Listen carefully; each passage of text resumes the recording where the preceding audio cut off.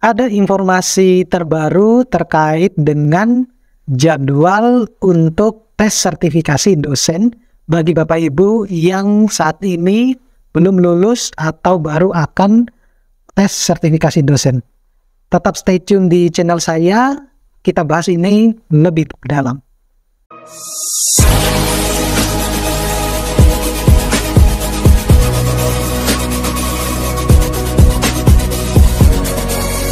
Assalamualaikum warahmatullahi wabarakatuh.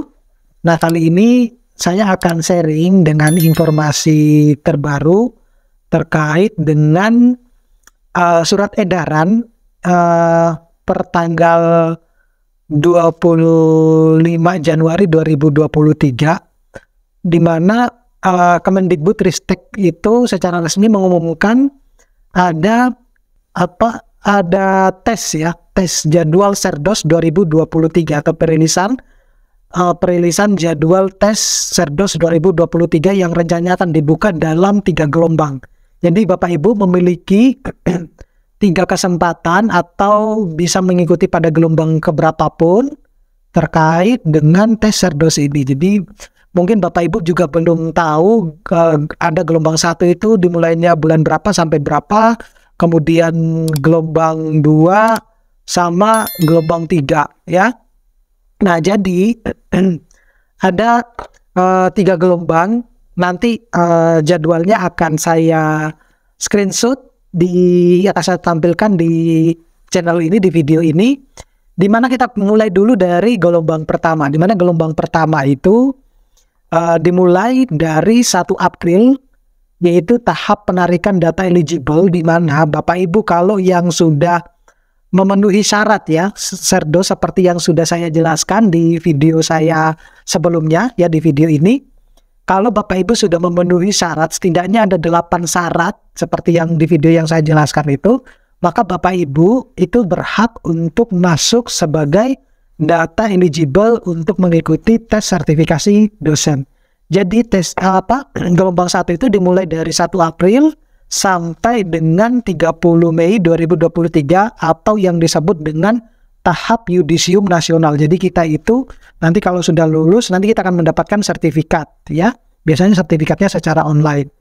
Nah, pada gelombang 1 itu dari penarikan tahap eligible ya, data eligible itu per 1 April 2023 nanti akan setidaknya setiap gelombang itu ada 3 tahap. Jadi tahap pertama itu penarikan data dulu, tahap kedua itu ada kita melakukan penyusunan PDD UKTPT kalau nggak salah, yang penilaiannya di persepsional ya. Itu sudah ada ketentuan tanggalnya sekian, kemudian ada perhitungan nilai persepsional oleh PSDU, PTU, kemudian ada pengajuan dosen yang bersangkutan, dan sinkronisasi sister oleh PSDU, PTU ya. Itu baru sampai gelombang kedua. Kemudian gelombang ketiga, kalau kita sudah lulus, kita akan melakukan yang namanya penilaian portofolio oleh dosen yang bersangkutan dan dinilai oleh asesor PTPS ya. Kemudian ada yudisium internal, dan yang terakhir itu adalah yudisium nasional. Jadi ingat, gelombang pertama itu dilakukan April sampai 1 April sampai 30 Mei ya, sampai yudisium nasional. Lalu bagaimana dengan yang gelombang kedua? Jadi kalau Bapak Ibu mungkin tidak memiliki kesempatan di gelombang pertama, Bapak Ibu bisa mengikuti kesempatan di gelombang kedua. Nah, gelombang kedua itu akan dimulai pada 2 Juni 2023 sampai 27 Juli 2023. Nah, di gelombang kedua ini juga ada 3 tahapan ya, mulai dari penarikan data yang eligible, kemudian masuk ke tahapan kedua, sama halnya dengan apa yang saya jelaskan pada gelombang pertama tadi.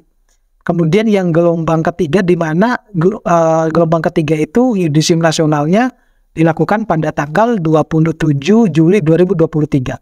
Nah, dan yang ini yang terakhir itu adalah gelombang ketiga. Jadi gelombang ketiga itu akan dimulai 1 Agustus 2023 sampai dengan 20 September 2023 ya, sampai kepada yudisium nasional.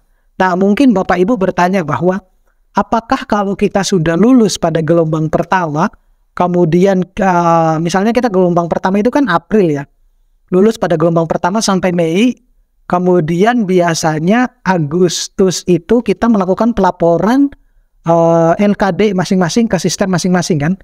Apakah dosen yang sudah lulus pada gelombang pertama itu sudah bisa akan menerima TPP? Tentunya tidak. Jadi nanti menerimanya adalah pada tahun berikutnya, jadi 2024. Itu yang kalau yang saya tahu semacam itu. Jadi saya juga dulu lulus pada gelombang pertama, 1 tahun berikutnya baru saya menerima yang namanya TPP, meskipun saya juga sudah melakukan pelaporan LKD di waktu itu belum di Sistar. Itu masih ada sebuah aplikasi lah semacam itu. Jauh lebih ribet lah untuk menghitung dan lain-lainnya.